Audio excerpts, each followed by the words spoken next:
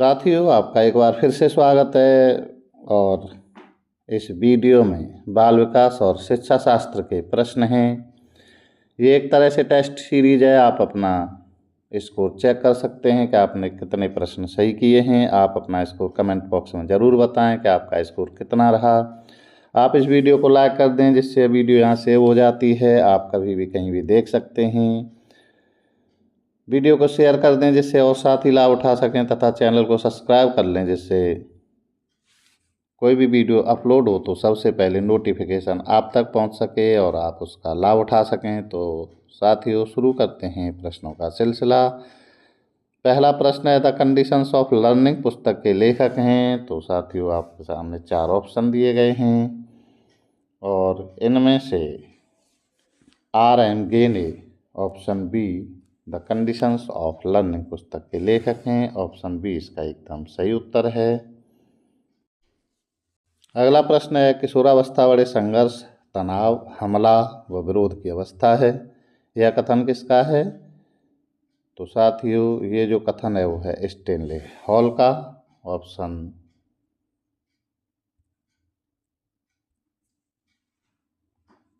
ए इसका एकदम सही उत्तर है।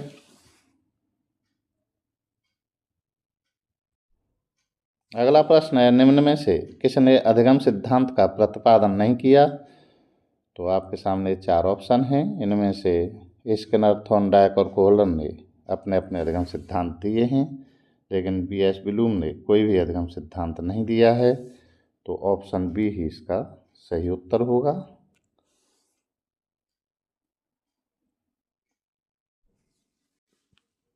अगला प्रश्न है, व्यवहार के कारण व्यवहार में परिवर्तन ही अधिगम है। यह किसने कहा? तो साथियों, व्यवहार के कारण व्यवहार में परिवर्तन ही अधिगम है और ये कहा गया था गिलफोर्ड के द्वारा। तो ऑप्शन ए इसका उत्तर है। इसमें गिलफोर्ड महोदय ये उत्तर हैं। अगला प्रश्न है, निम्न में से कौन सी अवस्था ब्रूनर के संज्ञानात्मक विकास सिद्धांत का अंग नहीं है? तो ये 4 ऑप्शन दिए गए हैं और ऑप्शन डी आंतप्रज्ञ अवस्था इसका उत्तर है। आंतप्रज्ञ अवस्था जो है तो ब्रूनर के संज्ञानात्मक विकास सिद्धांत का अंग नहीं है। यही इसका उत्तर है। अगला प्रश्न है, कोहलर यह सिद्ध करना चाहता था कि सीखना। तो ये ऑप्शन दिए गए हैं चारों और इसका जो ऑप्शन सी है ये सही उत्तर है कि कोहलर यह सिद्ध करना चाहता था कि सीखना संज्ञानात्मक कार्य है। ऑप्शन सी इसका सही उत्तर है। अगला प्रश्न है, पियाजे के सिद्धांत के अनुसार प्राक संक्रियात्मक अवस्था की अवधि क्या है? तो जो ऑप्शन दिए गए हैं इनमें से 2 से 7 साल पियाजे के सिद्धांत के अनुसार प्राक संक्रियात्मक अवस्था की अवधि है। तो इसका जो उत्तर है वो है ऑप्शन सी।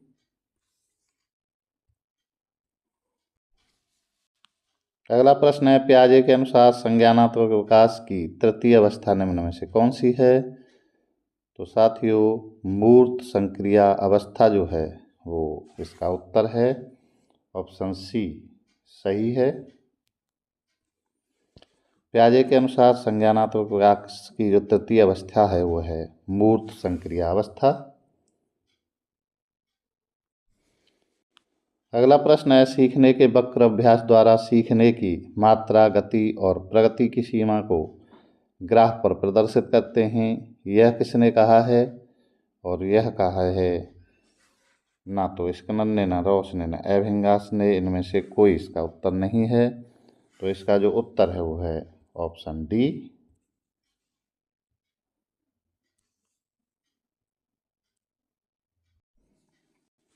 अगला प्रश्न है, निम्न में से कौन सा थॉर्नडाइक के अधिगम के प्राथमिक नियम में शामिल नहीं है? तो इसमें से जो ऑप्शन दिए गए हैं इनमें से थॉर्नडाइक के अधिगम के प्राथमिक नियमों में कौन शामिल नहीं है, और इसमें से जो साहचर्यात्मक स्थानांतरण का नियम है ये शामिल नहीं है।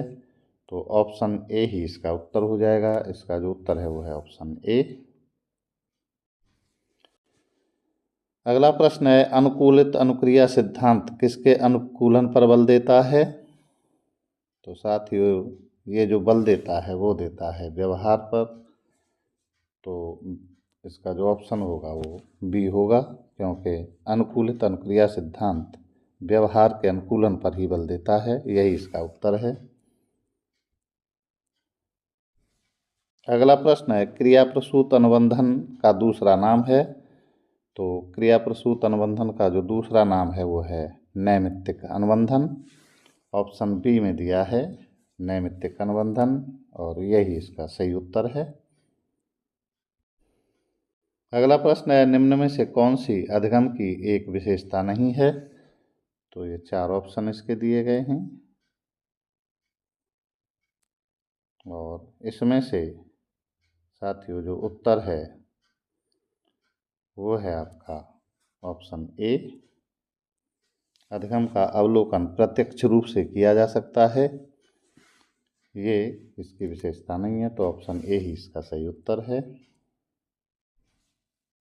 अगला प्रश्न है, सीखने में प्रयास व भूल के सिद्धांत का प्रतिपादन किसने किया? तो साथियों, ये जो प्रतिपादन किया गया था वो किया गया था थॉर्नडाइक के द्वारा, और ऑप्शन सी इसका सही उत्तर है।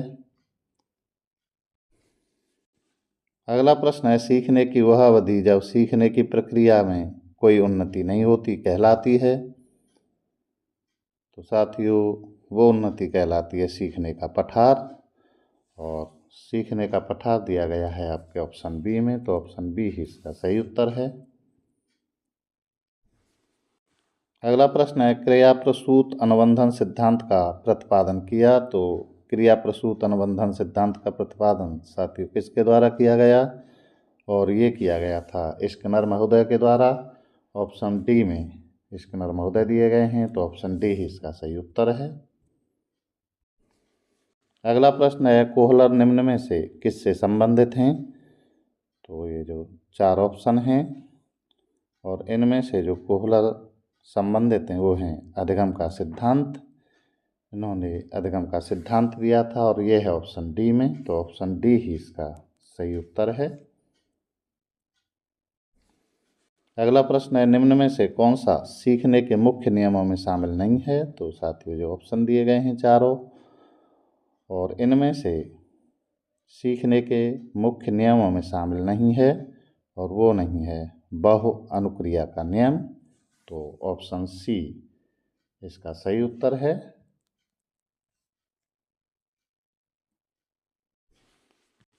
अगला प्रश्न है साथियों, निम्न में से कौन सा युग्म सही नहीं है? तो आपके सामने ये 4 ऑप्शन हैं, और इन 4 ऑप्शनों में ऑप्शन डी सीखने का समग्र सिद्धांत हल, ये सही नहीं है। तो इसका जो उत्तर है वो है ऑप्शन डी। बाकी तीनों ही सही हैं। सीखने का उद्दीपक अनुक्रिया सिद्धांत थॉर्नडाइक के द्वारा ही दिया गया था। सीखने का क्रिया प्रसूत अनुबंधन सिद्धांत बी एफ स्किनर जी ने दिया था। सीखने का क्लासिकल सिद्धांत पावलोव का है, और जो मेल नहीं खाता है वो है सीखने का समग्र सिद्धांत। तो डी इसका सही उत्तर है। अगला प्रश्न है, पियाजे मुख्य रूप से किसके अध्ययन के लिए जाने जाते हैं? तो साथियों, पियाजे जो जाने जाते हैं वो संज्ञानात्मक विकास के लिए जाने जाते हैं, और संज्ञानात्मक विकास दिया है ऑप्शन सी में। तो ऑप्शन सी इसका एकदम सही उत्तर है। अगला प्रश्न है, क्रिया प्रसूत अनुकूलन सिद्धांत का प्रतिपादन ने किया था? तो साथियों, क्रिया प्रसूत अनुकूलन का सिद्धांत जो दिया गया था वो दिया गया था स्किनर महोदय के द्वारा, और स्किनर महोदय दिए गए हैं ऑप्शन बी में। तो ऑप्शन बी इसका एकदम सही उत्तर है। अगला प्रश्न है, निम्नलिखित में से कौन सा सीखने का नियम नहीं है? तो ये जो 4 ऑप्शन दिए गए हैं इनमें से सीखने का नियम कौन सा नहीं है? तो सीखने के नियमों में तत्परता का नियम भी आता है, प्रभाव का नियम आता है, अभ्यास का नियम आता है, लेकिन ऑप्शन बी में जो दिया गया है तनाव का नियम ये नहीं आता है। तो ऑप्शन बी ही इसका सही उत्तर हो जाएगा। अगला प्रश्न है, सीखने से संबद्ध प्रतिक्रिया सिद्धांत में पावलोव ने प्रयोग किया। तो साथियों, पावलोव ने किस पर प्रयोग किया था? और पावलोव जी ने प्रयोग किया था कुत्ते पर, और ये है ऑप्शन बी में। तो ऑप्शन बी इसका सही उत्तर हो जाएगा। अगला प्रश्न है, सूझ द्वारा सीखने के सिद्धांत का प्रतिपादन किया। तो सूझ द्वारा सीखने के सिद्धांत का प्रतिपादन किसने किया था? और साथियों, ये किया था कोहलर ने, और कोहलर महोदय दिए गए हैं ऑप्शन बी में। तो ऑप्शन बी ही इसका सही उत्तर हो जाएगा। अगला प्रश्न है, गेस्टाल्ट मनोविज्ञान की आधारशिला किसने रखी थी? तो साथियों, ये रखी गई थी मैक्स बदाइमर द्वारा। ऑप्शन बी इसका एकदम सही उत्तर है, और इसका उत्तर है ऑप्शन बी। अगला प्रश्न है, एक परिस्थिति में अर्जित ज्ञान का दूसरी परिस्थिति में उपयोग कहलाता है। और साथियों, ये कहलाता है सीखने में स्थानांतरण। और सीखने में स्थानांतरण है ऑप्शन बी। तो ऑप्शन बी इस प्रश्न का सही उत्तर है। अगला प्रश्न है, अंतर्दृष्टि अर्थात सूझ द्वारा सीखने के सिद्धांत में कोहलर ने प्रयोग किया था। तो साथियों, कोहलर महोदय ने किस पर प्रयोग किया था? और वो किया था वनुस्मानस पर। तो ऑप्शन बी इसका एकदम सही उत्तर है।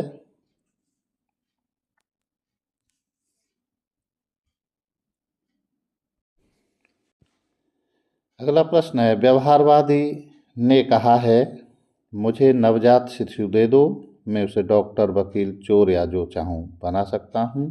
तो ये कौन से व्यवहारवादी हैं जिन्होंने यह कथन कहा है? और ये कहा है वाटसन महोदय ने, और ऑप्शन सी में है वाटसन महोदय। तो इसका जो उत्तर है वो ऑप्शन सी। तो साथियों, इस तरह से इसमें ये प्रश्न हैं, बहुत ही महत्वपूर्ण प्रश्न हैं, एक से एक महत्वपूर्ण हैं। आप इस वीडियो को एक दो बार देख कर इन्हें जरूर याद कर लें, विभिन्न टेट परीक्षा में बार बार पूछे जाते हैं। साथियों, वीडियो को लाइक और शेयर कर दें, नीचे कमेंट जरूर कर दें, अपना स्कोर भी बता दें, चैनल को सब्सक्राइब कर लें जिससे आप सबसे पहले वीडियो देख सकें। तो साथियों, बहुत बहुत धन्यवाद।